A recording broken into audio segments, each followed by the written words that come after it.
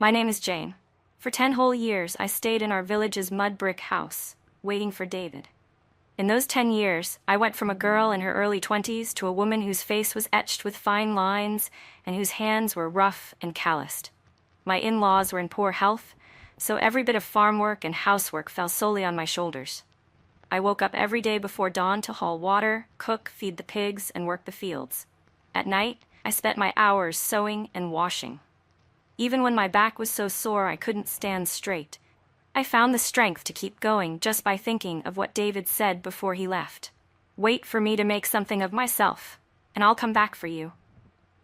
I thought my days of suffering were finally coming to an end. One afternoon, the blare of a car horn echoed at the entrance of the village, shattering the quiet of the countryside. Someone shouted that David was back and looking very sharp. My heart tightened. I dropped my hoe and ran toward the village entrance, my heart pounding so hard it felt like it would burst from my chest. A crowd had already gathered around a shiny black sedan.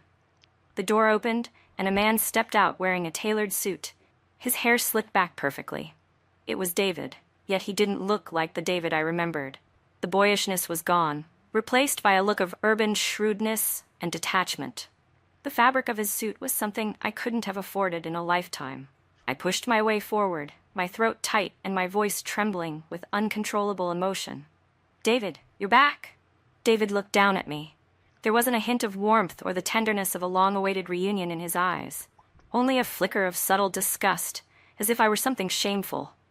He frowned and took a half-step back, avoiding my hand as I reached out to him. The chatter around us died down, and every eye was fixed on us. My face burned.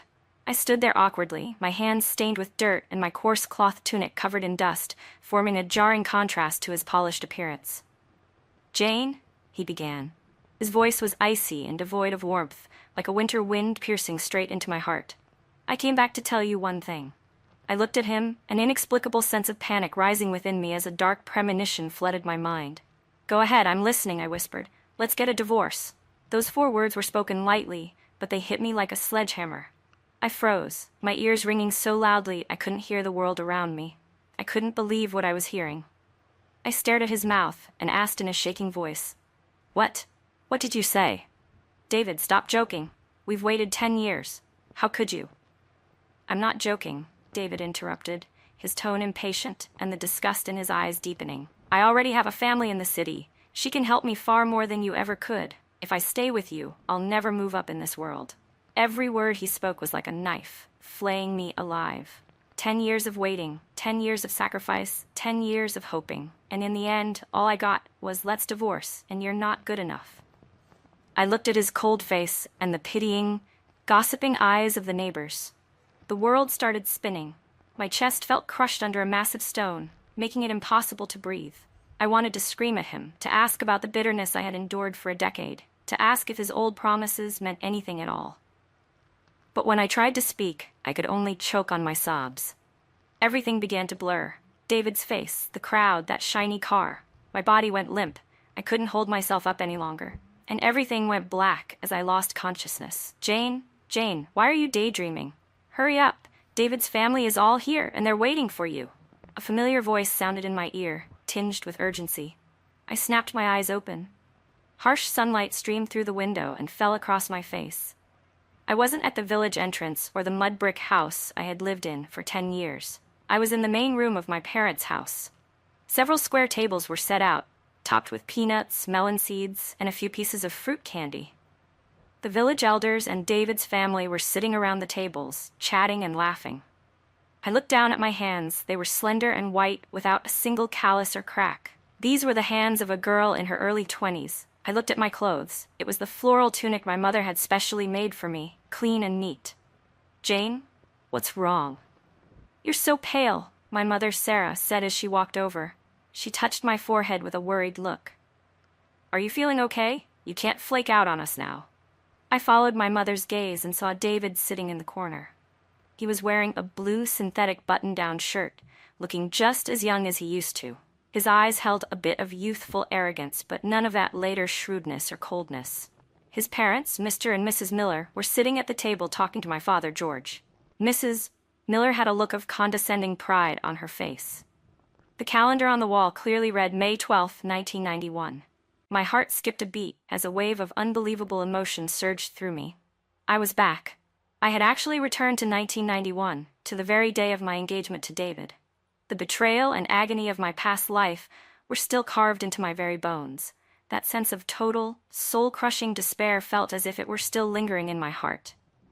Looking at the David before me, who still appeared young and innocent, and seeing the snobbish, superficial face of Mrs. Miller, I clenched my fists.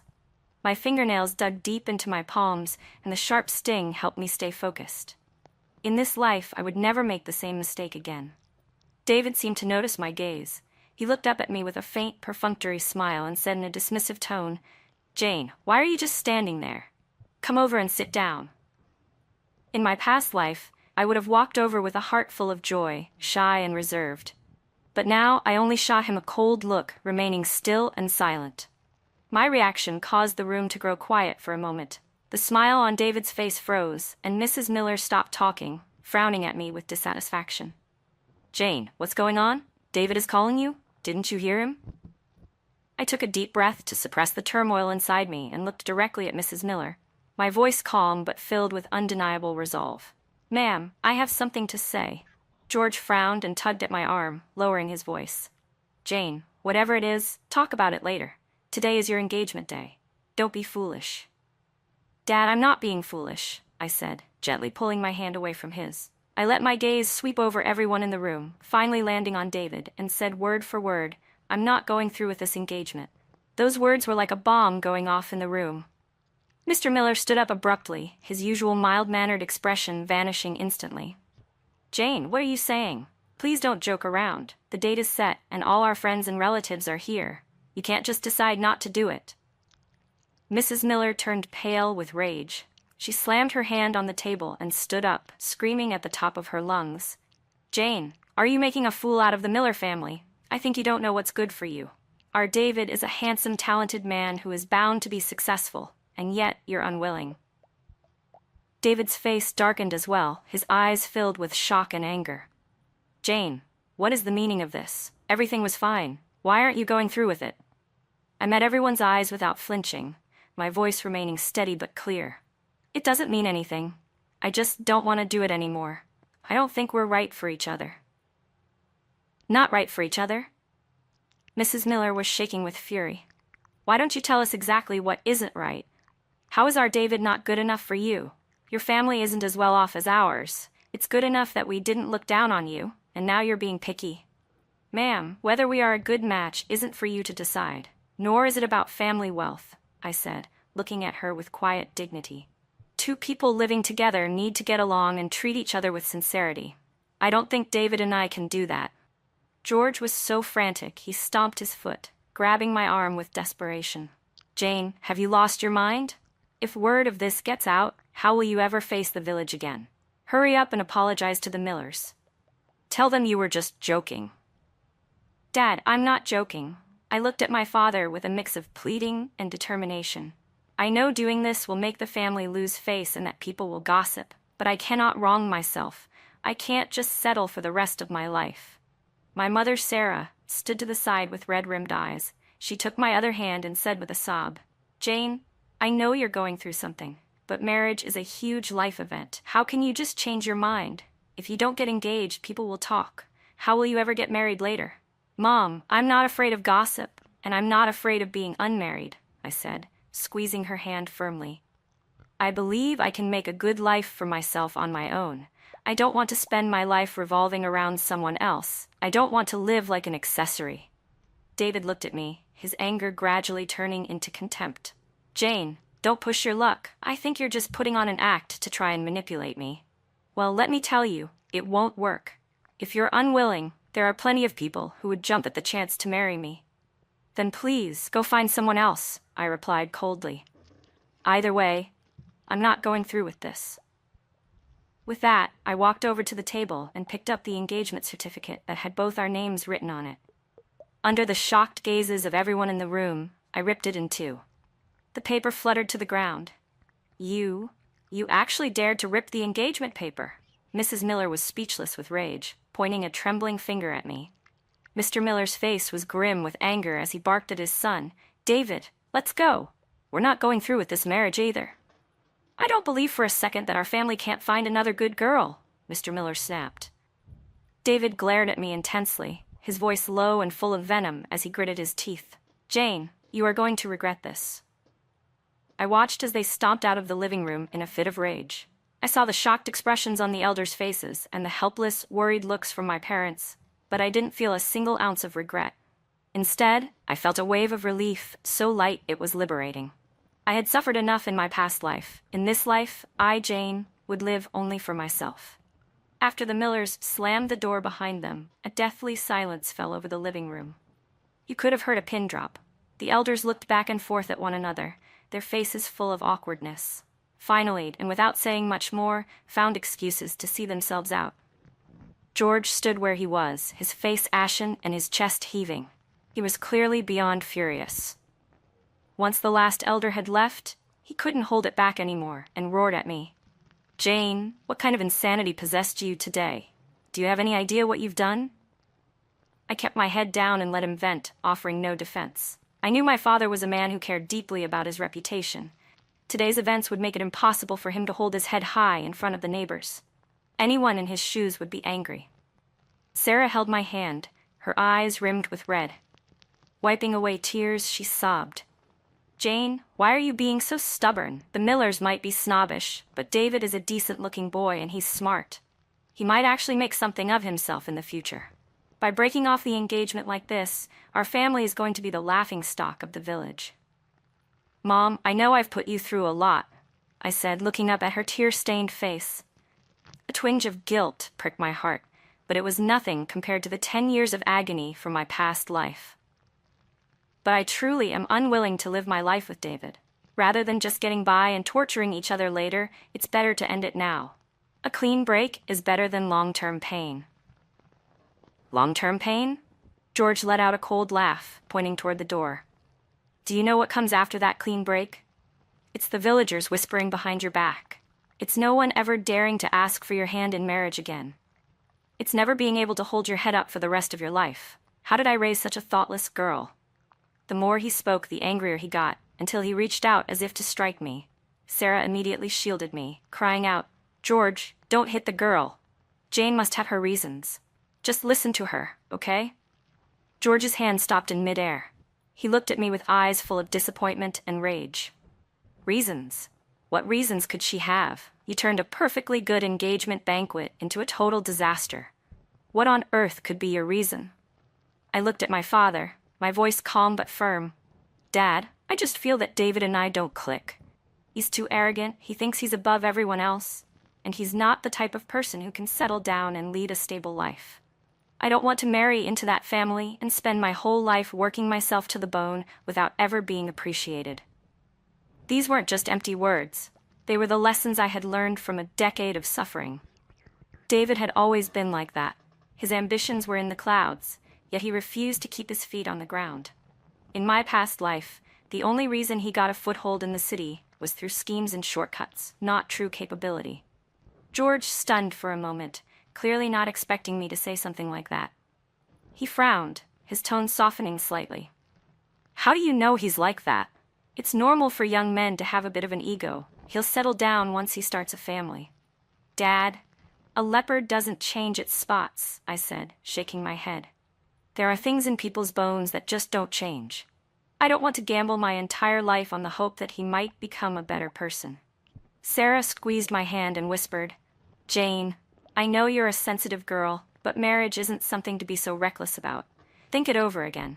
If you really regret it, I'll go beg Mrs. Miller. Maybe there's still a chance to fix this." "Mom, I don't regret it."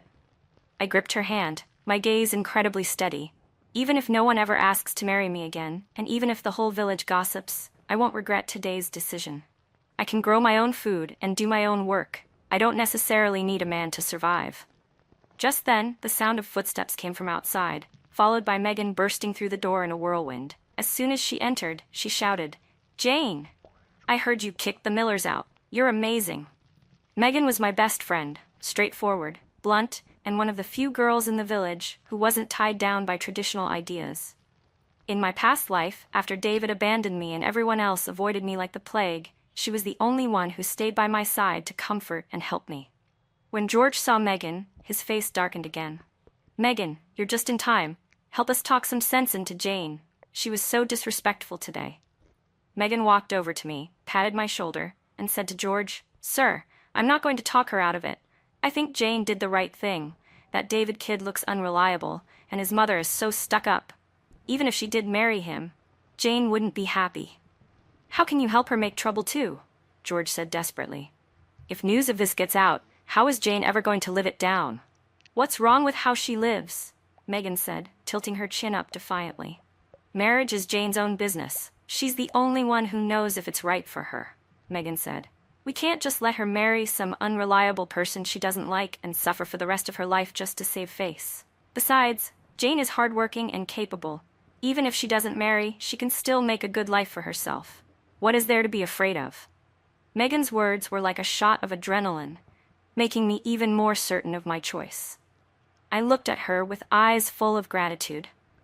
She was always like this, standing by my side whenever I needed her most. Sarah looked at Megan, then back at me, and let out a soft sigh. Fine. Things have already come to this. There's no point in trying to persuade you anymore. Jane, I won't force you. You chose the path ahead for yourself, so no matter how bitter or difficult it gets, you'll have to carry that burden on your own." "I know, Mom. Thank you." I pulled my mother into a hug, my eyes welling up until I was on the verge of tears. In my past life, my mother passed away before she was 60 because she spent her days and nights worrying and working herself to the bone for me. In this life, I was determined to be a good daughter and make sure she lived a comfortable life. George watched us and remained silent for a long time. Finally, he let out a weary sigh. "All right, enough talk. Since your mind is made up, I won't force you either. Just be prepared to handle the village gossip from now on. As for the Millers, I'll go over there to offer an apology and try to smooth things over. We should keep this as quiet as possible so the families don't end up in an ugly feud." "Dad, you don't need to go apologize," I said, quickly grabbing his arm. "I was the one who brought this up. If anyone goes, it should be me. Besides, we didn't do anything wrong. There's no need to apologize." "You go?" George frowned. "If you go, you'll just get a tongue lashing from Mrs. Miller. Forget it. I'll go. I'm an elder. No matter how angry she is, she won't go too far." I knew my father's temperament. Once he made a decision, there was no changing it. I simply nodded. "Then be careful, Dad. Don't get into a fight with them." George gave a grunt of affirmation and turned to walk out. Sarah watched him go, shook her head helplessly, and then led me into the inner room. "Jane, are you hungry? I'll go make you a bowl of noodles. You've had a rough day."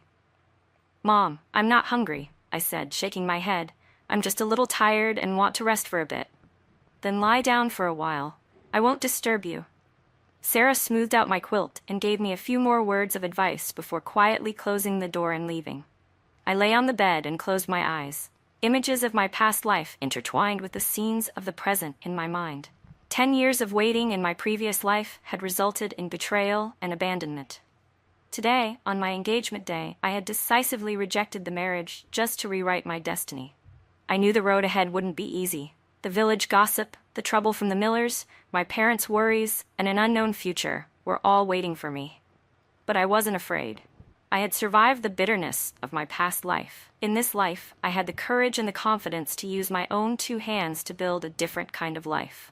I don't know how long I lay there before Megan's voice came from outside. "Jane, are you awake? I brought you something to eat." I opened my eyes and got up to open the door. Megan was holding 2 steamed white buns and a boiled egg, which she pressed into my hands. "Hurry up and eat. My mom had me bring these over. She said there was no way you ate properly today." I took the buns, feeling a warm glow in my heart. "Megan, thank you, and thank your mom for me." "Oh, stop being so polite with me." Megan pulled me down to sit and whispered, "Jane, I heard that when David left, he swore he'd make you regret this. You'd better be careful. He's a petty guy. He might try to cause trouble for you." I took a bite of a bun and smiled faintly. "I'm not afraid of him. If he actually dares to come looking for trouble, I'll settle the score with him once and for all. Anyway, I'm done with him now. There's nothing he can do to me." Megan looked at me, her eyes full of admiration. "Jane, you're not the same as you used to be. You used to be so timid, but now you've become so brave and independent. I'm really happy for you." I smiled but didn't say anything. I knew the reason for this change was that the pain of my past life had finally woken me up. I was no longer the Jane who revolved around a man and suffered in silence. I was going to live for myself. "Oh, right, Jane," Megan said as something suddenly occurred to her. She leaned in closer. "I heard that someone in town has been buying up local mountain goods lately, and the prices are pretty good. There are plenty of wild greens, mushrooms, and walnuts on the hill behind our village. We could go pick some and sell them in town. We might even make a little spending money." My heart stirred. It was 1991, and private businesses were just starting to take off. The town markets were becoming more and more lively. Buying and selling mountain goods was indeed a viable way to make money. In my past life, I had been so single-mindedly focused on domestic life that I never once thought about making my own money. In this life, this might just be my first real opportunity. Is that true? I looked at Megan, a glimmer of light appearing in my eyes. "Then let's go to the back hill tomorrow to pick mountain goods." "Yes, definitely." Megan became excited instantly. "I'll come by for you first thing tomorrow morning. We'll go together and gather as much as we can so we can make some decent money." Watching Megan's excitement, I couldn't help but smile. I knew that at this very moment, my path to turning my life around had officially begun. No matter what difficulties I encountered in the future, I wouldn't back down. I knew that only by relying on myself could I live a life worth living. The next day, I woke up before dawn. It was still gray outside, and the roosters hadn't even started their first crow. I got up quietly, afraid of waking my parents. After the huge scene yesterday, they hadn't slept well all night, and I didn't want them worrying about me anymore. I found an old bamboo basket, dug out a pair of sturdy cloth shoes, and tied the laces carefully. Megan was right. You live off the land you're on. The back hill was full of resources. As long as I was willing to put in the work, I didn't have to worry about not being able to make money. Just as I walked into the yard, I heard a noise from the kitchen. I pushed the door open and saw Sarah crouching by the stove, starting a fire. Steam was already rising from the pot. "Mom, why are you up so early?" Sarah turned to look at me, her eyes filled with maternal concern. "I knew you were going to the back hill with Megan. I steamed some sweet potatoes for you to take on the road. The paths up there are steep, so be careful. Don't go too deep into the woods." My nose tingled with emotion. I walked over and hugged her. "Mom, I know. Don't worry. The money isn't important," she whispered. "Just come back safe and sound." She stuffed 2 warm sweet potatoes into my pocket. "If anyone talks trash, just ignore them. You still have your father and me." I nodded, without speaking, holding that warmth tightly in my heart. In my previous life, I hadn't let her enjoy a single day of comfort. In this life, I was determined to give her a better life. As soon as I stepped outside, Megan was already waiting for me at the crossroads. She was carrying an even larger basket and was full of energy. "Jane, this way." The 2 of us walked along the trail toward the back hill. The way was quiet, save for our footsteps and the chirping of insects. As day began to break, we ran into a few villagers heading to the fields. They gave us strange looks, pointing and whispering amongst themselves. "Isn't that Jane? She actually rejected the Miller boys' proposal yesterday. She's gone crazy, throwing away a perfectly good marriage. Let's see who dares to take her now." I heard the Miller kid said she'll come crawling back to beg them sooner or later. Megan was so angry she wanted to turn back and argue, but I grabbed her and shook my head gently. "Don't bother with them. Let's just go. Arguing is useless. I'm going to use my actual life to slap them in the face." The vegetation on the back hill was lush. The dew was heavy, and it wasn't long before my pant legs were soaked. Relying on the blurry memories of my past life, I specifically headed toward the spots where wild mushrooms were thickest and the greens were most tender. Following behind me, Megan grew increasingly surprised. "Jane, how do you know where everything is? You're more familiar with this place than I am, and I grew up running around these hills." I smiled and didn't explain, only saying I remembered the spots from when I was a kid. In truth, I remembered exactly which slopes had the thickest mushrooms and which trees had the most wild walnuts. These were things I had figured out bit by bit during my lonely hours in my previous life. Back then, I only thought about adding a bit of food to the house. I never imagined these things could be turned into cash. Our baskets were soon full. Megan was huffing and puffing from the exertion, but the more I worked, the more energized I felt. I had only one thought: gather more, earn more, and escape the days of being dependent on others as soon as possible. By the time the sun was overhead, both our baskets were overflowing. That's enough. That's enough. Any more and we won't be able to carry them," Megan said, wiping her sweat. Her eyes lit up as she looked at the 2 baskets full of mountain goods. "With this much, we're definitely going to make a lot of money." We carried our loads back, and just as we reached the village entrance, we ran into David. He was standing by the roadside, though I didn't know who he was waiting for. When he saw Megan and me carrying baskets full of mountain goods, covered in dirt, his brow immediately furrowed. His eyes were filled with undisguised contempt. "Is this all the ambition you have, Jane?" He crossed his arms, his tone arrogant. "Giving up the chance to be a miller just to go pick through trash on the mountain? Aren't you embarrassed?" Megan exploded instantly. "David, keep your mouth shut. We're earning money with our own 2 hands. That's a lot better than someone like you who thinks he's a big shot but only knows how to talk big." David's face darkened. "I'm talking to Jane. What does this have to do with you?" I pulled Megan behind me and looked at David calmly. "What I do is my business. It has nothing to do with you. We're finished, so stop trying to manage my life." "Finished?" He let out a cold laugh and took a step forward, lowering his voice. "Jane, don't push your luck. I know you were just trying to get a rise out of me yesterday. You regret it now, don't you? Just come over, apologize, and we can fix the engagement papers. I'll act like none of this ever happened." He spoke with a patronizing tone, as if my rejection was some monumental loss for me. I found it utterly pathetic. In my past life, I was fooled by this exact act. I thought he was capable, thought he could be someone I could lean on. The result was 10 years of heartache and a cold-blooded betrayal. I looked up, my gaze icy and detached. I spoke clearly, emphasizing every word. "David, listen to me. I, Jane, would rather spend my entire life on that mountain picking wild greens than have a single thing to do with you ever again. If you want an apology, go find someone else." The arrogance on his face froze instantly, replaced by sheer disbelief that I would humiliate him so thoroughly. "You." He gritted his teeth in fury. "You're going to regret this. When I go out and make the big bucks, don't you dare come crawling back, 'cause I won't look twice at you." "I'll be waiting," I said flatly. I picked up my basket and walked straight past him. Megan shot him a fierce glare before following me. After a few steps, I looked back. David was still standing there, his face ashen.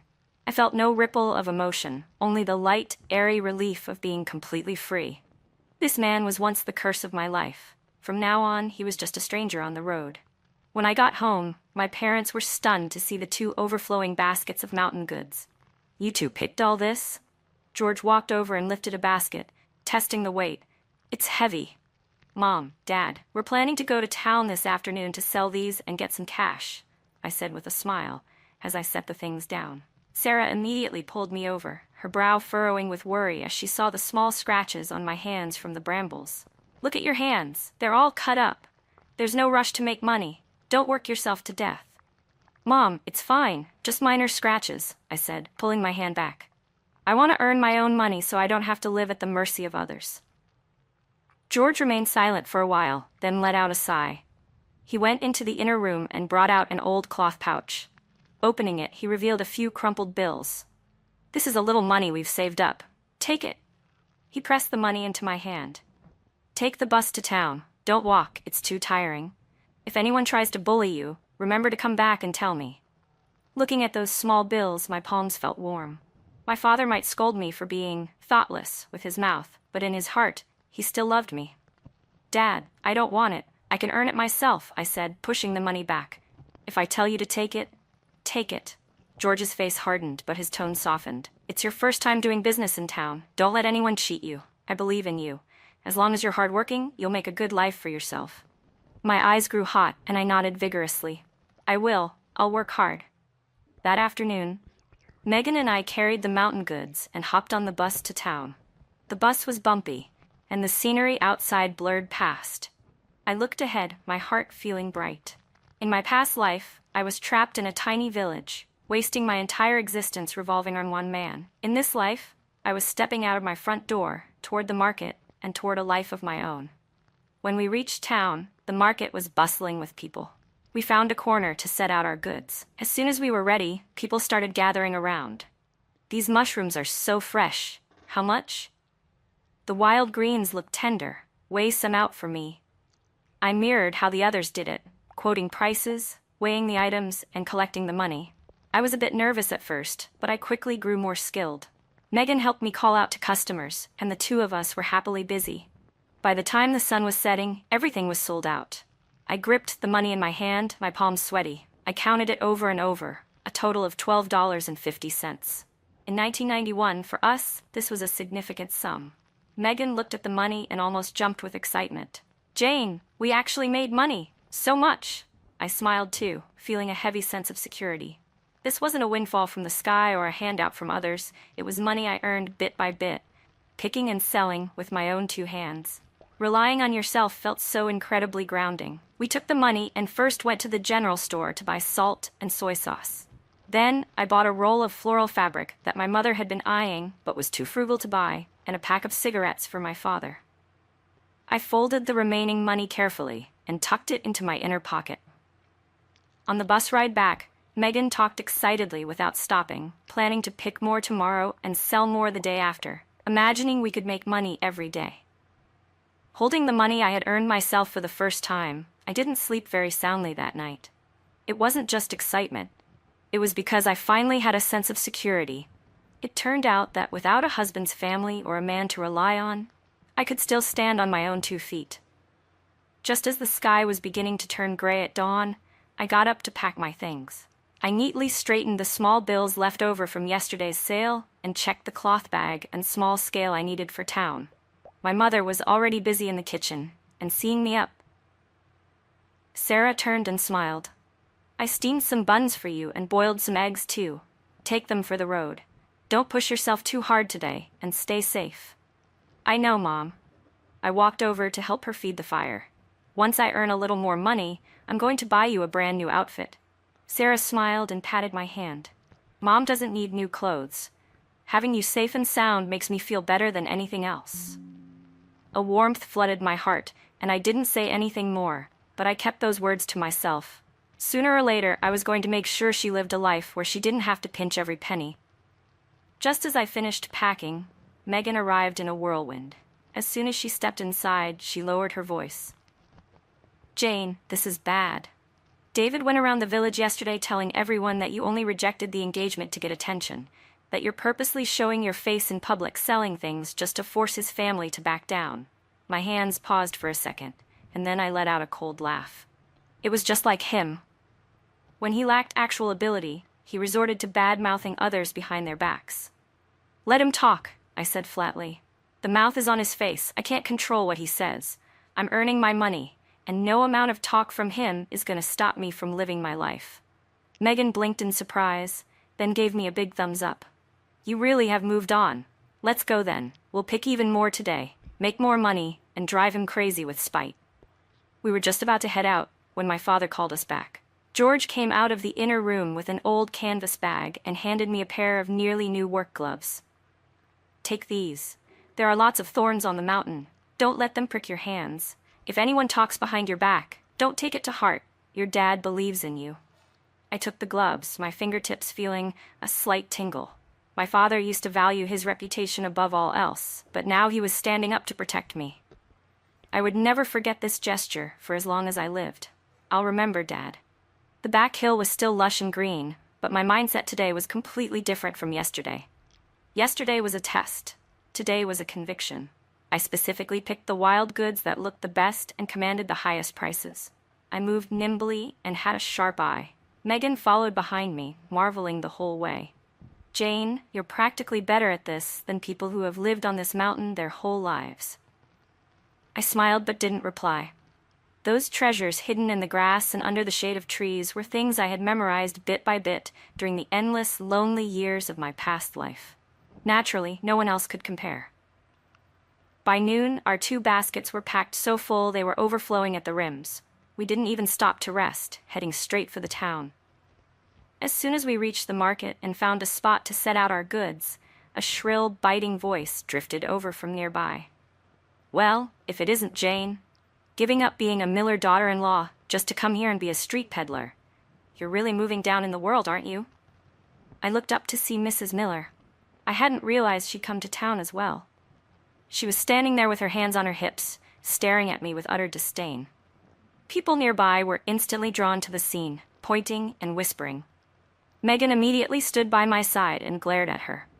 "Mrs. Miller, watch your tongue. Jane is earning money with her own 2 hands, fair and square. That's a lot better than you sitting at home gossiping." Mrs. Miller squinted as she looked me up and down. Earning money? I think she just realizes nobody wants her, and she's desperate to find a way to survive. Let me tell you, don't you go getting any ideas about our David. Our family has no interest in a girl who parades herself around in public like this. I slowly stood up, my face expressionless. My voice wasn't loud, but it was clear and firm.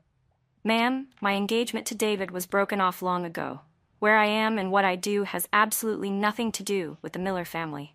If you're here to buy something, you're welcome. If you're here to cause trouble, then please leave. Don't interfere with my business." Mrs. Miller hadn't expected me to be so firm, and she was momentarily choked for words. Then she got even angrier. "You little brat, you dare talk back to me? You've clearly lost all respect for your elders."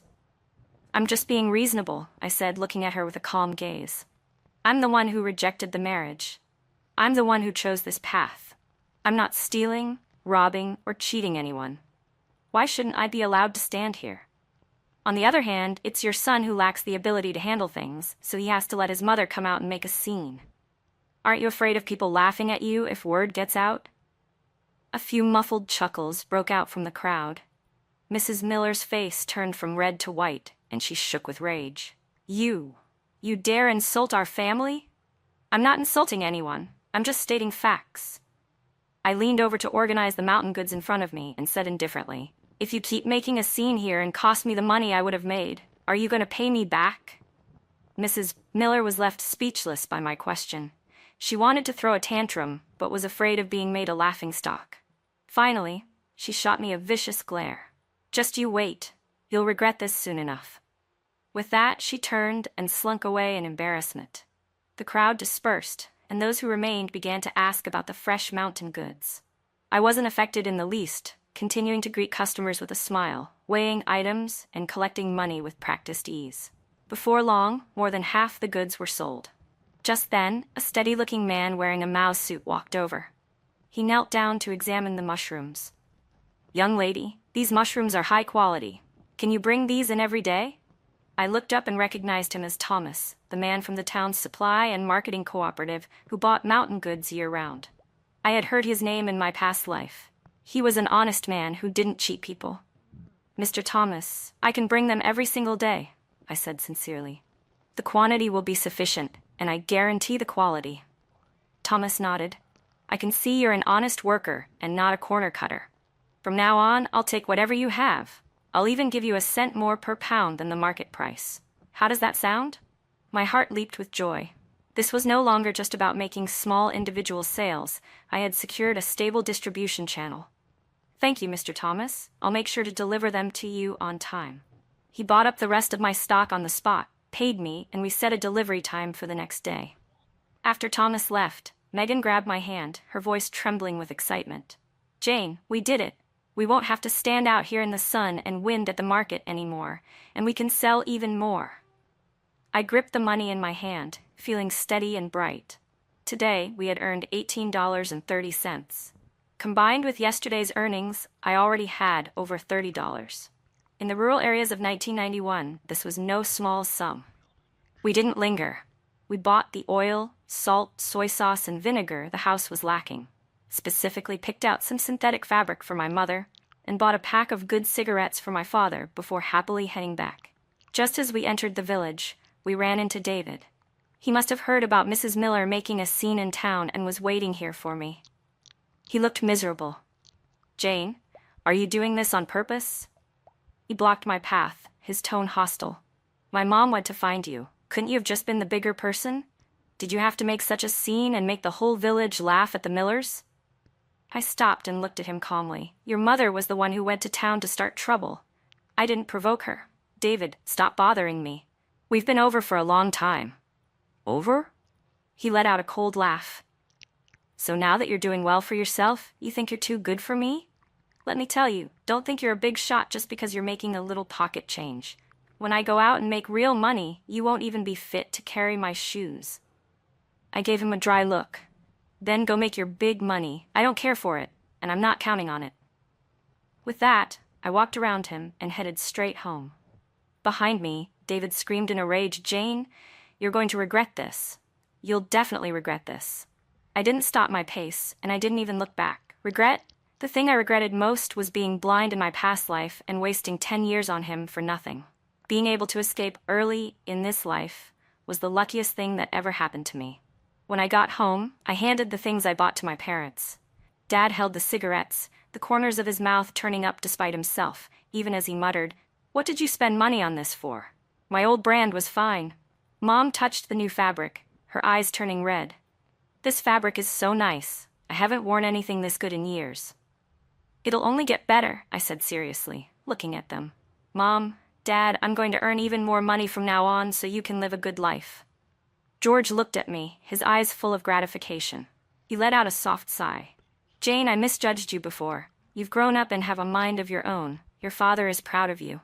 At that moment, all the grievances and hardships from my past life vanished into thin air. I didn't rely on luck, I didn't rely on a husband, and I didn't rely on in-laws. I relied on my own 2 hands to earn money, to earn dignity, and to earn back my parents' approval.